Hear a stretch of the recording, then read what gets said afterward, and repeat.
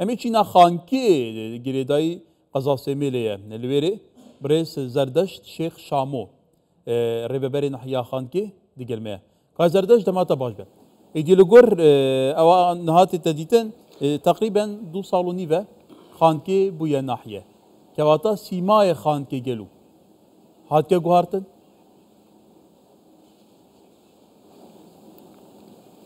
زور سپاس سپیدا و همی بیسر و بینرین کردستان 24 خوش و گش یه هفته مردی داره افرو روژا جشن روژین ایزیه و هالکفته سلاوات نهرن بو خزانه سربرز شهیدین قهرمان بسیار سریوان اموان جشن خوین اولی و نتوید گیرن سلاف الهمی پیکاتن خلق کردستانی و جشن لی پیروز کن و بتایبتی جی ازدیم کردستانی و دروی کردستانی ام پیوینا اف جشن بتا هیوین براتی و پیک وجیانی و لکتر قبول کرنه و همی لاین سیاسیین کردستانی الهف بجونو و کابینا دهه یعنی حکومت هرما کردستانی دو فراس پردین جناب سروک بارزانی پیک ببین بله البته ببوره ایتی هوش بیرا ما نمابو جشن روژه نزدیم همو خوشکو برای نزدی و جتجی پیروز دکن کایزر داشت یعنی و کما گویی 2 سال و نیوه خانکی بویا ناحیه که واتا دو چارچوبه وان 2 سال و نیوان دا گلو تو که ریببری ناحیه خانکی و چه بو خانکی کریه آیا خانکی سیمای و هات که گوارتن خدمت گزارگین باشان نه پیشکش کردن خلیق چهار رازی جویی کی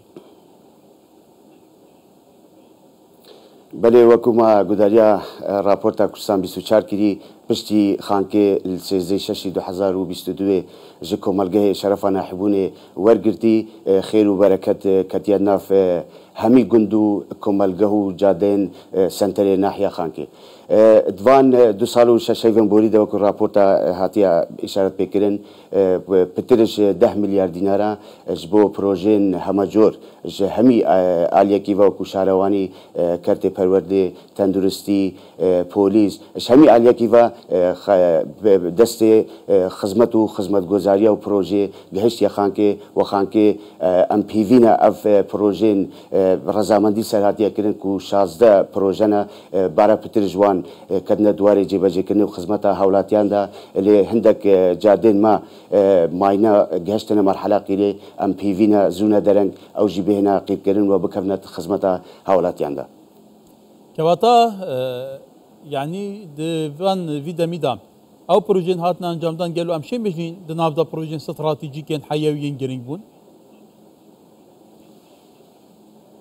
بله گلکین گرنگ هاتین انجام دان و چوک الورزه هاوینه وکو ناحیه خانکی و دوروبر ناحیه قزا سیمله معارشا کمبونا آوی هبو نه پروژه کی گلکی گرنگ استراتیجی و مهم بوماكو ناحي وهم قزاجي كوجمي بتر 4 مليار دينارا كومباني دسبكار بويا وماوي تمام كرنا بروجا 306 روجن وام شين بيجن 25 صدي اش بروجي هاتيه جيبجي كرن واف بروجا دمو جه دسي شانكري هاجا كتت خدمات حولاتيان دا امش ارج شاكن بونا افي قرطال ببن هر وها بترش 5 مليار دينارا ب 108 جاده شين بيجم نيفا كجوان كتنت خدمات حولاتيان دا ويدي تريجي مرحله قيد كرنيدا وحاجه المكسر واندانا علي شاروانيفا هاجر اوجي بينا درسكرن يا جرينج اجمارا اناره كرنا جاده سركيه ناحيه كو جلق رودانين هاتونو چونه بشوي ليچد بنج برتاريتي افرو دس بيكرن و اوستونين كهربي دانينا امجوي ارشجي قرطال ببن تشتي جرينج استراتيجي وجلق بي تي في ماكو خلق ناحيه غازي خو غانديا ما وامجي مغانديا جهه شولجي جو سايت كرنا جاده سركي جقزا بو ناحيه ام جلق فرو لايق وبيروز بينن بيت درس كرن حميت ساعتنا درس كرن وجناب بارزغار تاكيد لكريا كو جاده شقزا جو سايت شقزا بو ناحيه بلاني مدى بيت درس كرن هر وها پروژه کی گلکی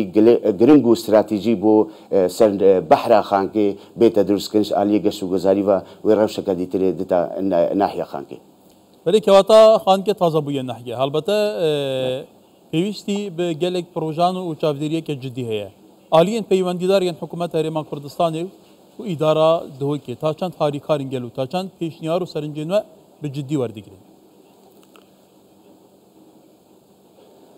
كو او بلانو بشنيارين حكومة هرما كرساني وبتايبتيجي إدارة بارزجاه دوكي وقائم قامية قضائي بونا حيبونا في دفري دارتين أشين بيزم شيس الصدي هاتين جيبا جيكرين و مال هيفيا يعني بزوترين دم او تشتين ماغوتي ماني حلاويستي بين جيبا جيكرين خانكي بربشة كدي خملة كدي تري خملة خانيشاندت كواتا بوصالة بيت كايزر داشت تبحثي راكشانا جادي كري لخانكي بو سر بحري واتا سر سد موصل واوجي بگمان دبه وجاندنا كابوري و يگشت گزاريا باش به كواتا صالة بيت وصالك جداتر بدوتر خوشتر ببو خانكي گلو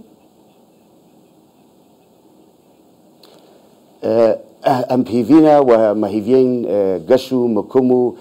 باور بيكري جناب رزدار مسرور بارزاني هنا كود سالا بيدا سالا آينده دا پشتی پیکینانا حکمت هرما کورسانی او هزرو پلانین مهین وکو حکمت هرما کورسانی بو ناحیه خان کی دانین و